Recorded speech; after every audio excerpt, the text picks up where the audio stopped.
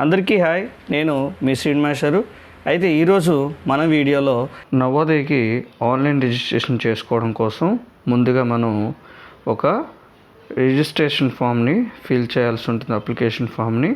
అయితే ఈ అప్లికేషన్ ఫామ్ని ఎలా ఫిల్ చేసుకోవాలో ఈ వీడియోలో క్లియర్గా చూద్దాం. ఇప్పుడు వరకు మన ఛానల్ కనుక సబ్స్క్రైబ్ చేయలేనట్లయితే ఇప్పుడే సబ్స్క్రైబ్ చేసుకోండి. మరిన్ని ఎడ్యుకేషన్ సంబంధించిన వీడియోస్ అనేవి మన ఛానల్లో రావడం అనేది జరుగుతుంది. అయితే ఆలస్యం చేయకుండా టాపిక్లోకి వెళ్ళిపోదాం.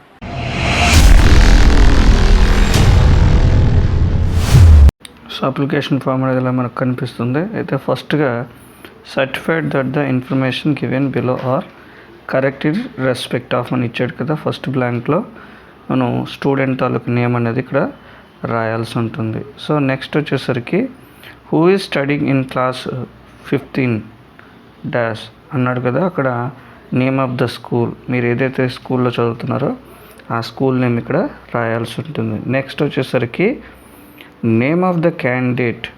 సో ఇక్కడ మనం చూసుకున్నట్లయితే ఆ క్యాండిడేట్ తాలూకా నేమ్ అనేది బ్లాక్ లెటర్స్లో రాయాలంటే క్యాపిటల్ లెటర్స్లో రాయాల్సి ఉంటుంది. నెక్స్ట్ వచ్చేసరికి ఫాదర్స్ నేమ్ అంటే తండ్రి పేరు.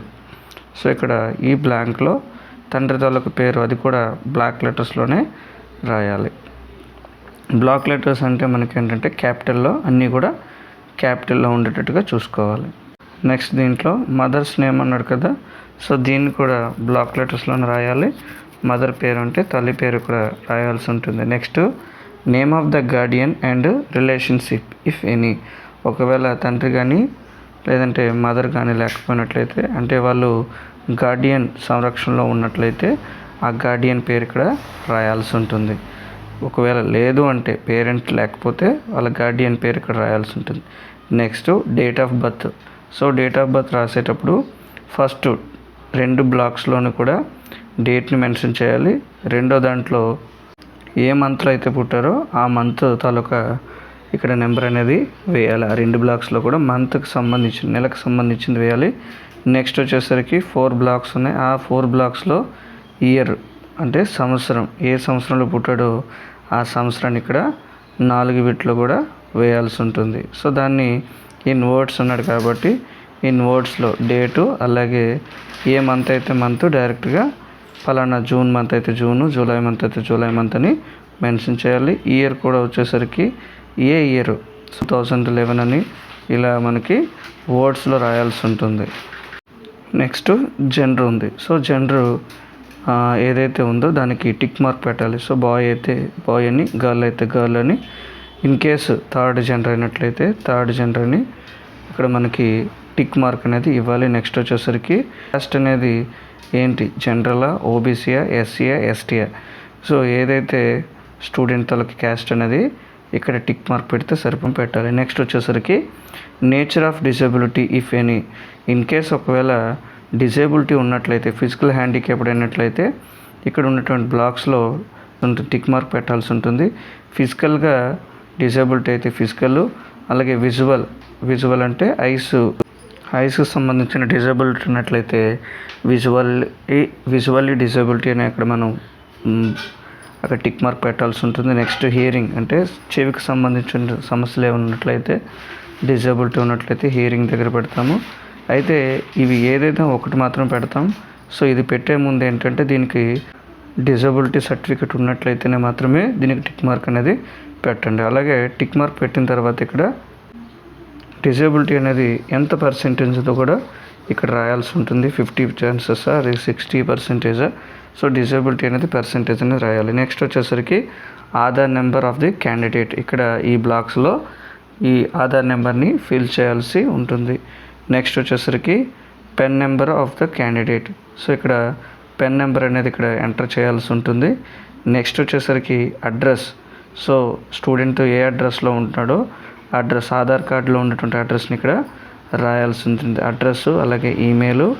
నెక్స్ట్ వచ్చేసరికి మొబైల్ నెంబరు ఇక్కడ పెట్టాల్సి ఉంటుంది. మొబైల్ నెంబర్ ఇచ్చేటప్పుడు వర్కింగ్ మొబైల్ నెంబర్ ఇస్తేనే మంచిది కూడా, ఎందుకంటే ఇన్ కేసు సెలెక్ట్ అయితే కూడా దానికి ఇన్ఫర్మేషన్ అనేది వాళ్ళు పాస్ చేస్తారు. నెక్స్ట్ వచ్చేసరికి email. Next identification marks of the candidate అంటే ఆ స్టూడెంట్ తాలూకు ఐడెంటిఫికేషన్ మార్క్స్ లైక్ పుట్టుమచ్చలు లాంటివి ఇక్కడ మోల్స్ అనేది ఒకటి ఫిల్ చేస్తే సరిపోతుంది. నెక్స్ట్ యాన్యువల్ ఇన్కమ్ దగ్గర మీ సంవత్సర ఆదాయం అనేది ఇక్కడ పెట్టాల్సి ఉంటుంది. ఎన్ని వేలో ఇక్కడ పెట్టాల్సి ఉంటుంది. అదే లక్షల్లో అయితే లక్షల్లో పెట్టండి. అలాగే నేషనాలిటీ, సో ఇండియన్ అని పెడతారు ఇక్కడ. నెక్స్ట్ రిలీజియన్, స్టూడెంట్ ఏ మతానికి సంబంధించిన వాళ్ళో ఇక్కడ హిందూ అయితే హిందూ, క్రిస్టియన్ అయితే క్రిస్టియన్ ఇక్కడ మెన్షన్ చేయాల్సి ఉంటుంది. Next medium of examination, student A exam రాసేటప్పుడు ఏ మీడియంలో పేపర్ కావాలో ఇక్కడ పెట్టాల్సి ఉంటుంది. తెలుగు మీడియంలో అయితే తెలుగు మీడియం పేపర్ వస్తుంది.